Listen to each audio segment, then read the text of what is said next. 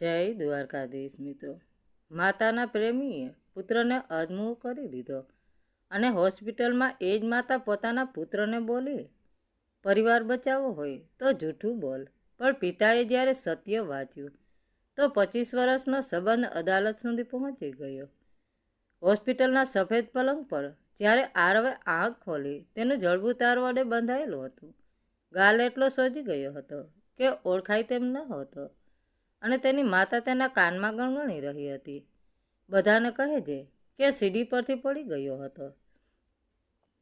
23 વર્ષનો આરવ શ્રીવાસ્તવ લખનૌના રાજીપુરામાં પોતાના માતા પિતા સાથે રહેતો હતો. તે એન્જિનિયરિંગના છેલ્લા વર્ષમાં અભ્યાસ કરતો હતો અને રાત્રે ઓનલાઈન કામ કરીને પોતાના પિતાને આર્થિક મદદ કરવાનો પ્રયત્ન કરતો હતો.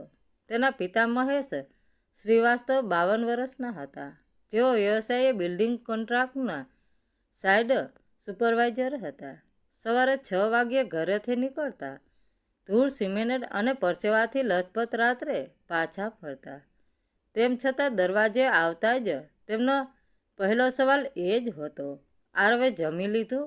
તેની માતા કવિતા 49 વર્ષ ઘર સંભાળતી હતી. મહેશ હંમેશા કહેતો કે તેમણે આખી જિંદગી એટલા માટે જ સખત મહેનત કરી જેથી કવિતાને ક્યારેય કોઈ વસ્તુની કમી ના રહે. મહોલ્લાના લોકો તેમને આદર્શ પતિ પત્ની કહેતા. કરવા ચોથ પર કવિતા માટે મહેશ પોતે ચૂંદડી ખરીદતા, દિવાળી પર ઘરની સફાઈમાં મદદ કરતા અને દર મહિને પોતાના પગારનો મોટો ભાગ કવિતાના હાથમાં મૂકી દેતા.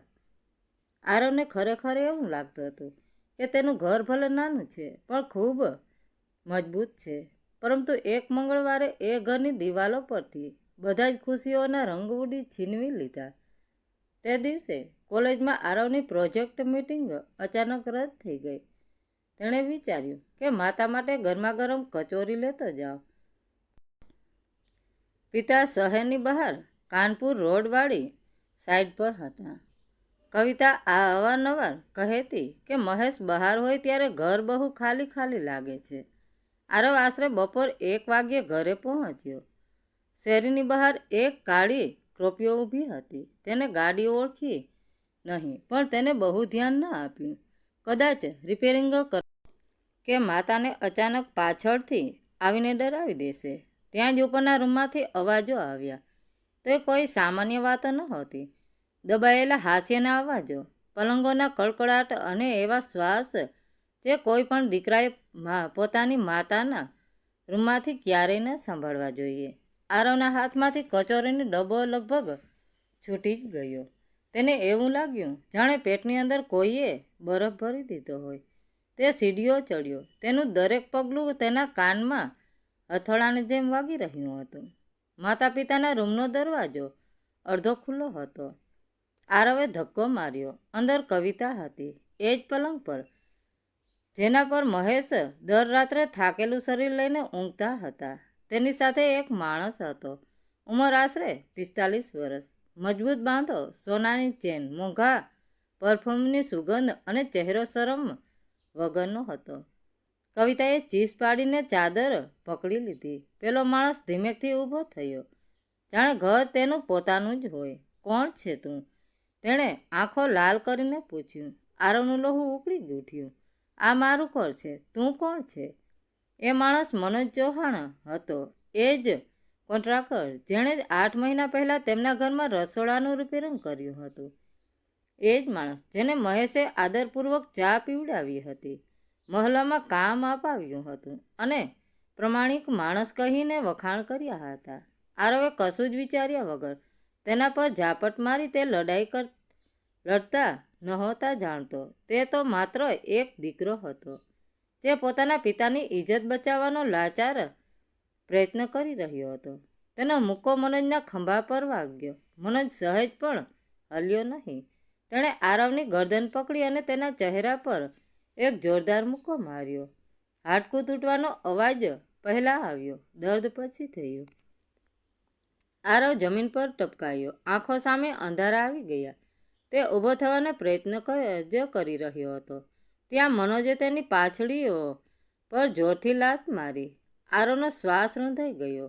તેના મોંમાંથી અવાજ નીકળ્યો નહીં, બસ લોહીની ધાર અને કણસવાનો અવાજ નીકળ્યો. સૌથી ભયાનક એ મુક્કા કે લાતનું નહોતું, એ અવાજ હતો જે કવિતાના મોંમાંથી નીકળ્યો હતો. મનોજ, જલ્દી નીકળો અહીંથી, મહેશનો ફોન ન કરતા, હું બધું સંભાળી લઈશ. તેણે પોતાના લોહીલુહાણ દીકરાને બેઠો ન કર્યો. તેણે મનોજને રોક્યો નહીં. તેણે પોલીસને પણ ન બોલાવી. તે ચાદર સમેટતા સમેટતા પોતાના પ્રેમીને દરવાજા સુધી મૂકવા ગઈ. આરવ જમીન પર પડેલો પોતાની માતાને જોઈ રહ્યો હતો. અડધો ચહેરો સૂન થઈ ગયો હતો, અડધું હૃદય બળી રહ્યું હતું. જે ક્ષણ તેને સમજાયું કે ઘર કેવી રીતે તૂટે છે, દિવાલો પડવાથી નહીં પણ માતાની ચૂપકીદીથી. જ્યારે કવિતા રૂમમાં પાછી આવી, આરવ બેભાન અવસ્થામાં અને અસહ્ય દર્દ વચ્ચે ઝોલા ખાઈ રહ્યો હતો. તેણે ધ્રુજતા હાથે તેનો ચહેરો સ્પર્શ પછી પોતાના જ ડરને કારણે પછી હટી ગઈ. કદાચ તેને દીકરાની ચિંતા હતી અથવા પોતાની પોલ ખુલી જવાનો ડર હતો. તેણે એમ્બ્યુલન્સ બોલાવતા પહેલાં રૂમની ચાદર બદલી, મનોજના શર્ટનું તૂટેલું બટન ઉઠાવીને ખૂણામાં છુપાવ્યું અને પલંગની કરચલીવાળાઓ સરખી કરી દીધી. હોસ્પિટલ પહોંચતી વખતે આરવ અડધો બેભાન હતો. ડૉક્ટરે કહ્યું કે જડબું તૂટી ગયું છે, 2 પાસળીઓમાં તિરાડ છે અને માથા પર ઊંડી ઈજા થઈ છે. કવિતાએ તરત જ મનઘડત વાર્તા બનાવી દીધી. સીડી પરથી પડી ગયો ડૉક્ટર સાહેબ. ઘરમાં એકલો હતો, બહુ જોરથી પડ્યો. આરવની આંખો ખુલ્લી હતી પણ મોંથી બોલી શકતું ન હતું. તે ચીસો પાડીને બધું સત્ય જણાવવા માંગતો હતો કે સીડીઓએ નહીં પણ તેની માતાના પ્રેમીએ તેને આ હાલતમાં પહોંચાડ્યો છે. પણ જડબા પર તાર બાંધેલા હતા. જીભ ભારે થઈ ગઈ હતી અને માતા તેની આંગળીઓ જોરથી દબાવીને ડરાવતી ઊભી હતી. ત્યાં જ હોડની બહારની પિતા મહેશનો ચિંતાતુર અવાજ આવ્યો, મારો દીકરો ક્યાં છે? કવિતાનો ચહેરો અચાનક રાખ જેવો ફીકો પડી ગયો. મહેશ જેવા હોડમાં દાખલ થયા. આરવની આ હાલત જોઈને તેમના પગ નીચેથી જમીન સરકી ગઈ. તેમના હાથમાં રહેલી દવાઓની થેલી નીચે પડી ગઈ. તેઓ દોડીને બેડ પાસે આવ્યા અને આરવનો પાટો બાંધેલો હાથ પકડીને રડવા લાગ્યા. આરવ, મારો દીકરો, આ શું થઈ ગયું? તારી આ હાલત કોણે કરી? મહેશનો અવાજ ફાટી ગયો હતો. કવિતાએ તરત જ આગળ આવીને મહેશના ખભા પર હાથ મૂક્યો અને આંસુ લૂછતા કહ્યું, મહેશજી, શાંત થાઓ. હું સવારે શાકભાજી લેવા ગઈ હતી ત્યારે આ સીડી પરથી લપસી ગયો. બહુ જોરથી પટકાયો છે. સારું થઈ કે હું સમયસર ઘરે આવી ગઈ, નહીંતર આરવ આ બધું સાંભળી રહ્યો હતો.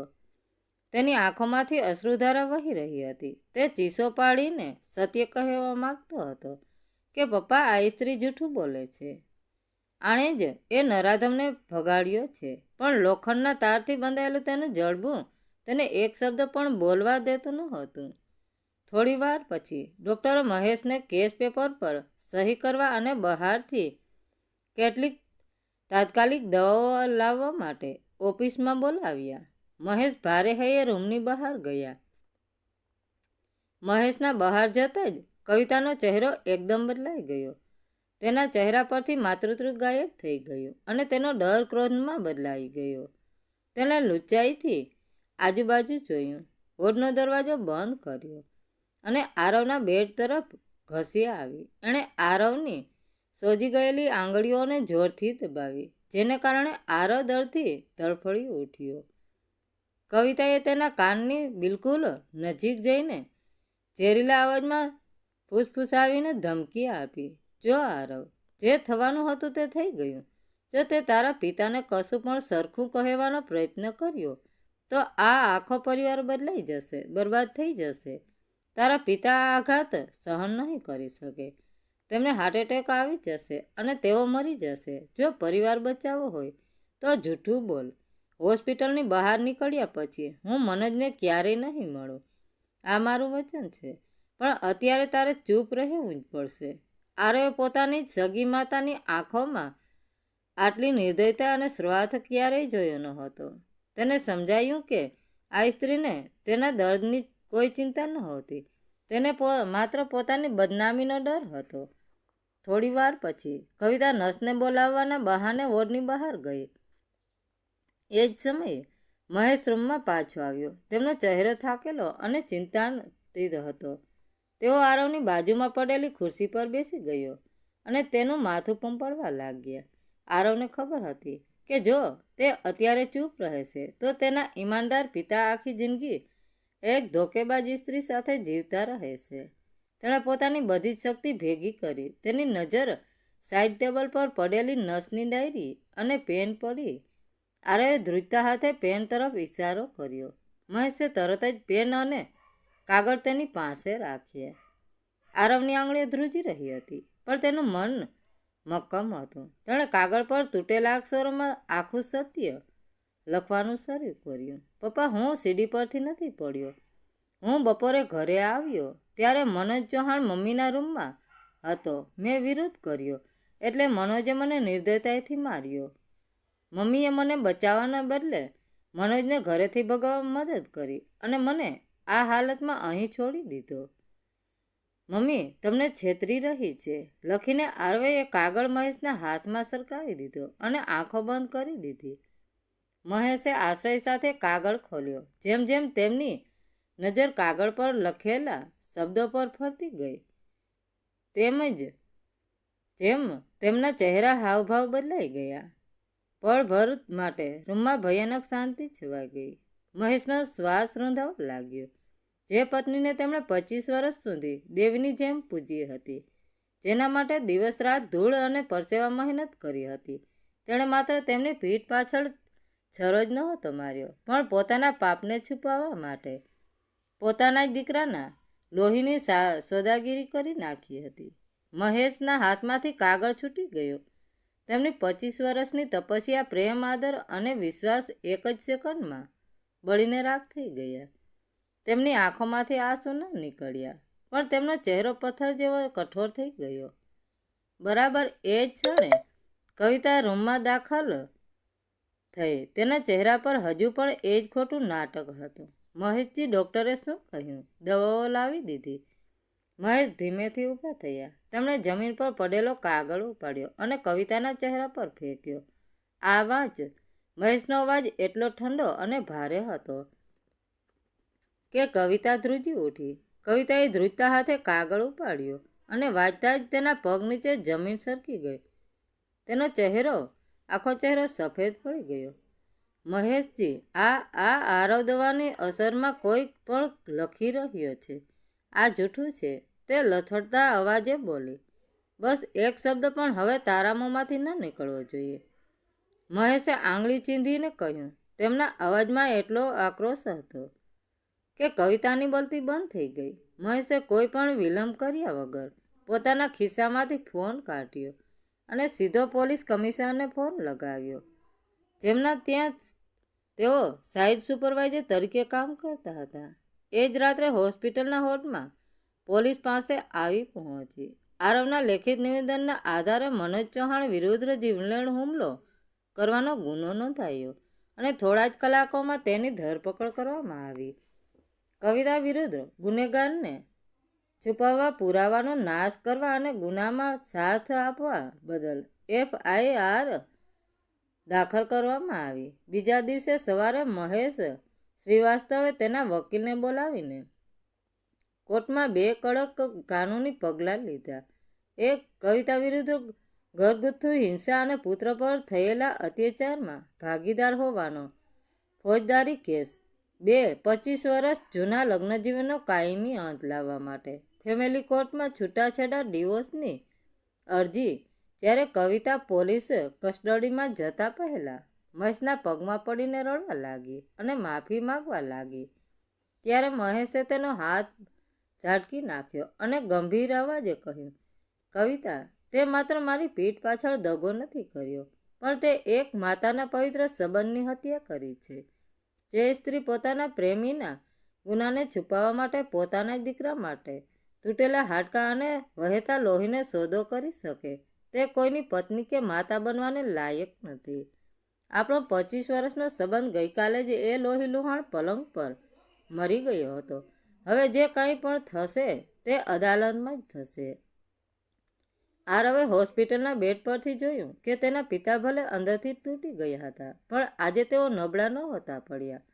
ઘર ભલે વિખરાઈ ગયું હતું, પણ સત્ય જીતી ગયું હતું. 25 વર્ષનો એ જૂઠો અને પોશાક સંબંધ હવે કાયમ માટે અદાલતમાં દરવાજે પહોંચી ચૂક્યો હતો. મિત્રો, વાર્તા કેવી લાગી? સારી લાગી હોય તો કોમેન્ટ કરીને જરૂર જણાવજો. ધન્યવાદ મિત્રો. રાધે રાધે. જય દ્વારકાધીશ.